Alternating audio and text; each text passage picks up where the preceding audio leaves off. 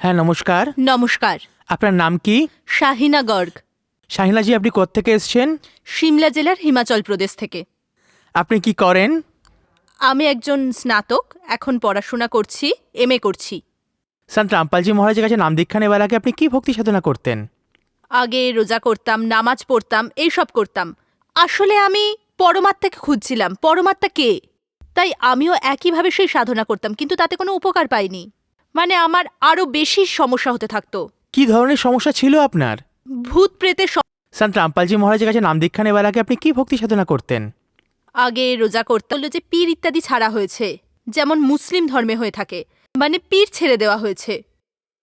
যাদের কাছে দেখাতে যেতাম সবাই এটাই বলতো যে ভালো হয়ে যাবে, যন্ত্রমন্ত্র দিতেন, ধোয়া দিয়ে দিতেন, তো তাতেও সেরে উঠতে পারিনি। মানে কিছু সময়ের জন্য ঠিক থাকতাম এবং তারপর আবার একই অবস্থায় ফিরে আসতো। তারপর আমি একটা হিন্দু ধর্মে বিয়ে করলাম। তাই হিন্দু ধর্মে বিয়ে করার পর ওখানে যে নীতি নিয়মগুলো রয়েছে, ওরা যে দেবদেবীর পুজো করেন, আমিও সেগুলো করতে শুরু করলাম। ভাবলাম যে হয়তো এখানেই ঈশ্বরকে পাওয়া যাবে। তো সেখানেও কিছু লাভ হয়নি। ৩-৪ মাস মোটামুটি ভালো ছিলাম, তারপর আবার সেই একই সমস্যা শুরু হয়ে যায়। ওই একই মুসলিম পীর যাকে ছাড়া হয়েছিল তার কারণে সমস্যা দেখা দিতে থাকে। তাই আমার শ্বশুর আমাকে দেখাতে নিয়ে যেতেন, কখনো তান্ত্রিক বা পণ্ডিতদের কাছে। তো তারা সবাই আমাকে দেখে বলতেন যে আমি ভালো হয়ে যাব। তারপর ঝাড়ফুঁক করে দিতেন, অল্প সময়ের মধ্যে সেগুলো নষ্ট হয়ে যেত। আবার তারপর তিনি বলতেন যে আবার একটি করাতে হবে, আবার যন্ত্রমন্ত্র বসাতে হবে। এর জন্য প্রচুর অর্থ ব্যয় হচ্ছিল। আমি খুব মানসিকভাবে বিপর্যস্ত হয়ে পড়ছিলাম, বাড়ি থেকে পালিয়ে যেতাম। আমার পরিবারের সদস্যরা আমাকে অনেক দূর থেকে ফিরিয়ে নিয়ে আসতেন যে কোথায় চলে গেল। খুবই অসুবিধায় ছিলাম, আমাদের আর্থিক অবস্থাও ভালো ছিল না। তো তারপর আমাদের একজন আত্মীয় থাকেন সিমলাতে, তিনি আগে থেকে সন্ত রামপালজি মহারাজের কাছ থেকে দীক্ষা নিয়েছিলেন। তাই আমরাও তার কাছে গিয়েছিলাম আর বললাম যে এই সমস্যা হয় তাহলে এখন কি করতে হবে। তারপর তিনি বললেন, তুমি সন্ত রামপালজি মহারাজের শরণে যাও, তোমার কিচ্ছু হবে না, তুমি ভালো হয়ে যাবে। আমাদের একটু অদ্ভুত মতো লাগলো যে এরকম আবার হয় নাকি। আমরা যেমন সাধনা করতাম সেই হিসেবে, তাই আমাদের কাছে এটা ঠিক মনে হয়নি। আমরা তারপর বাড়ি চলে গেলাম। তিনি আমাদের একটা বই দিয়েছিলেন জ্ঞানগঙ্গা নামের, ওটা নিয়ে আমরা বাড়ি চলে গেলাম। সেই বই ৩-৪ মাস একই জায়গায় পড়েছিল, আমরা পড়িও নি। তারপর সেই ভূত প্রেত তান্ত্রিককে এতই জ্বালাতন করতে শুরু করেছিল যে তান্ত্রিক বাড়ি পর্যন্ত আসে। তিনি বললেন এখানে কিছু আছে, যে সে এই মেয়েটিকে কষ্ট দিচ্ছে, কেউ করেছে পেছন থেকে, বাবা মায়ের বাড়ির তরফ থেকে। তো তখন আমরা সেই বইটি পড়িনি। মানে যখন আমার অনেক সমস্যা হতে লাগলো তখন আমি আমার স্বামীকে বললাম সেই বইতে নিশ্চয়ই কিছু হবে, বইটি একবার দেখি না। তারপর সেটা আমরা পড়লাম।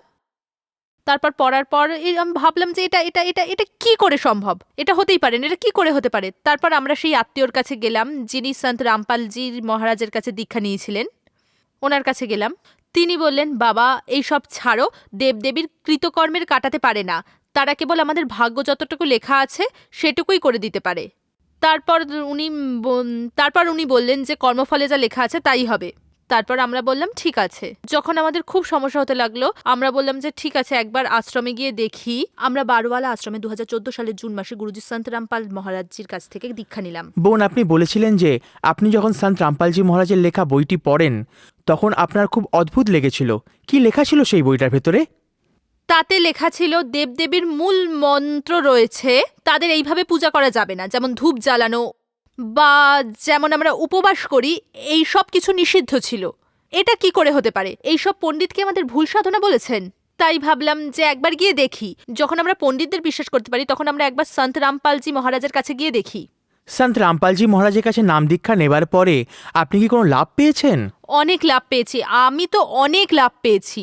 যখন আমরা সন্ত রামপালজি মহারাজের শরণাপন্ন হই সেখানে আশীর্বাদ পাওয়ার জন্য অনেক লাইন লেগে থাকে। গুরুজি আশীর্বাদ করেন, তিনি আশীর্বাদ করলেন যে মাথায় হাত রাখলেন, তিনি বললেন সব ঠিক হয়ে যাবে, শুধু এইটুকুন বললেন যে সব ঠিক হয়ে যাবে। যখন সন্ত রামপালজি মহারাজ মাথায় হাতটা রাখতেই মনে হলো আমাদের মন থেকে যেন কত বড় একটা বোঝা সরে গেল। আমাদের মাথায় কতটা বোঝা ছিল জানি না, যেটা নেমে গেল। তারপর আমাদের সব কিছুই ঠিক হয়ে গেল। আমরা বাড়িতে এসে জ্যোতি জ্বালিয়ে সবকিছু করলাম। তারপর আমরা পুরোপুরি ভালো ছিলাম, তেমন কিছু সমস্যা হয়নি। ভূত প্রেতের যে সমস্যা হচ্ছিল তাও চলে গেল। 3 বছর ধরে দেখাচ্ছিলাম কিন্তু কোথাও কিছু ঠিক হচ্ছিল না। ভূত প্রেতের যে সমস্যাটা ছিল, পণ্ডিতজিরা তো এমনও বলেছেন যে এদের কখনো মিলমিশ হবে না, স্বামী স্ত্রী হিসেবে কখনো এদের মিল হবে না, একে বাড়ি পাঠিয়ে দাও, যেখান থেকে এসেছে তাকে ফিরিয়ে দাও। কিন্তু আমরা হাল ছাড়িনি, এমনকি আমার ডিভোর্সের কাগজ পর্যন্ত প্রস্তুত হয়েছিল। আমার বাবা মা বিবাহ বিচ্ছেদের কাগজ প্রস্তুত করেছিলেন, 2 দিন পর কাগজ চলে আসবে আর তোমরা তৈরি থেকো। কিন্তু আমরা হাল ছেড়ে দিইনি। আমরা সন্ত রামপালজি মহারাজের স্মরণে চলে গেলাম। আমরা ভাবলাম যেহেতু এতজনের কাছে আমরা যাচ্ছি, তাই এনাকেও দেখা যাক।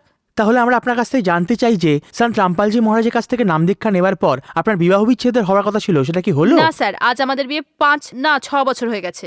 তো না, মানে মানে সন্ত রামপালজি মহারাজের স্মরণে এসে সমস্ত সমস্যা সমাপ্ত হয়ে গেছে। আর কি কি লাভ পেয়েছেন? আর আমাদের আর্থিক অবস্থা ভালো হয়ে গেছে। আমার স্বামীর চাকরি হচ্ছিল না। প্রথমে ওনার ডিউটি ছিল পানিপথে, 2.5 বছরের চুক্তি ছিল, কিন্তু আজকে তিনি কর্নালে পার্মানেন্ট চাকরি করছেন। বোন, আমরা দেখতে পাই যারা সন্ত রামপালজি মহারাজের কাছে নাম দীক্ষা নেয় তাদের সমস্ত সমস্যা দূর হয়ে যায়, তাদের রোগের নিরাময় হয়।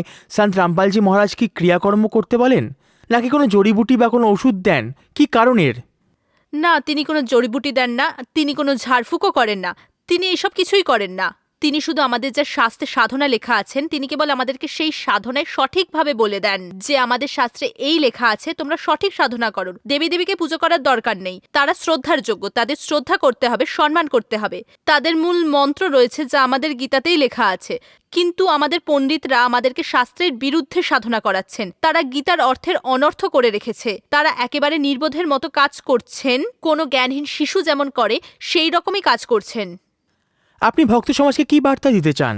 আমি সহজ সরল ভক্তদের সমাজকে এই বার্তা দিতে চাই যে আপনারা সন্ত রামপালজি মহারাজের স্মরণে আসুন। মোক্ষ একমাত্র তাঁর কাছ থেকেই অর্জিত হবে। তিনি শাস্ত্র অনুসারে সঠিক সাধনা বলছেন, বাকিরা সবাই বিপথগামী। যারা পণ্ডিতরা, তান্ত্রিক বৈরাগীরা, যারা এইসব বড় বড় দাড়ি লাগিয়ে রাখেন, এদের কাছে কিছু লাভ হবে না, তাদের নিজেদেরই কোনো জ্ঞান নেই।